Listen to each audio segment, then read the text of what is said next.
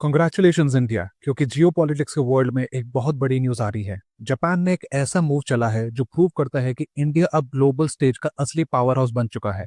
क्योंकि जापान की foreign ministry ने ऑफिशियली एक स्पेशल यूनिट बनाई है जो कि है the Japan India economic affairs division. और ये कोई छोटी मोटी बात नहीं है, क्योंकि जापान ने हिस्ट्री में बहुत कम बार ऐसा किया है कि किसी स्पेसिफिक कंट्री के लिए पूरी एक डेडिकेटेड डिवीजन खड़ी ही कर दी हो। अब आप सोच रहे होंगे कि इसकी क्या जरूरत थी। देखिए, जापानीज कंपनीज हमेशा से इंडिया में इन्वेस्ट करना चाहती थी, लेकिन हमारा कॉम्प्लेक्स टैक्स सिस्टम और अलग अलग स्टेट रेगुलेशंस उन्हें हमेशा थोड़ा कंफ्यूजिंग लगता था। और ये नया डिवीजन एक फैसिलिटेशन सेल की तरह काम करेगा, जिसका सीधा मतलब ये है कि जापानीज इन्वेस्टर्स के लिए रेड टेप खत्म और रेड कार्पेट शुरू। इनका मेन फोकस होगा हाई ग्रोथ सेक्टर्स पर, जैसे आर्टिफिशियल इंटेलिजेंस, स्टार्टअप्स और सेमीकंडक्टर्स। लेकिन ये सिर्फ पैसे की बात नहीं है, इसके पीछे एक बहुत बड़ा स्ट्रेटेजिक विजन रखा गया है। टारगेट रखा है 10 ट्रिलियन येन या फिर 62 बिलियन यूएस डॉलर्स के प्राइवेट इन्वेस्टमेंट बाय 2035। ये मूव 2025 के इंडिया जापान समिट का नतीजा है, जहां दोनों नेशंस ने joint vision for the next decade sign किया था। क्योंकि जापान जानता है कि अगर उन्हें अपनी सप्लाई चेन को सिक्योर करना है तो चाइना पे डिपेंडेंस कम करनी होगी, तो इंडिया ही उनका सबसे मजबूत साथी है।